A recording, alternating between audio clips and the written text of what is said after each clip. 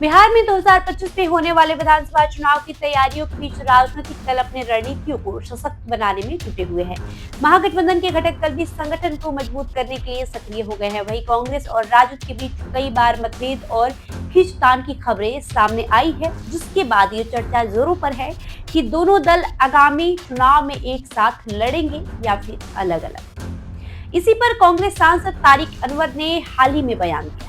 उन्होंने स्पष्ट किया कि सभी दल अपनी अपनी पार्टी का विस्तार चाहते हैं और इसके लिए कोशिशें करते हैं। हालांकि उन्होंने ये भी कहा कि जब अंतिम निर्णय लिया जाएगा तो सभी अपने अपने क्षेत्रों में चुनाव प्रचार करेंगे। उनका मानना है कि इस प्रक्रिया में एक दूसरे पर आरोप प्रत्यारोप या हमला करने की कोई आवश्यकता नहीं है।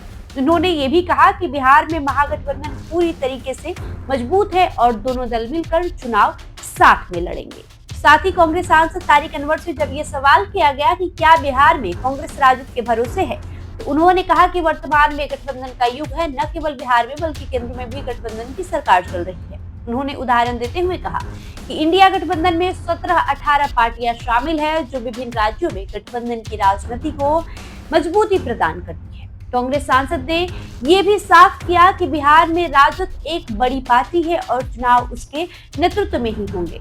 हालांकि उन्होंने ये भी जोड़ा कि गठबंधन में सभी पार्टियां बराबरी की भागीदार होती हैं और कोई छोटा या बड़ा नहीं होता। जब गठबंधन का निर्माण होता है तो सभी पार्टियां एक दूसरे के सहयोगी हो जाती है।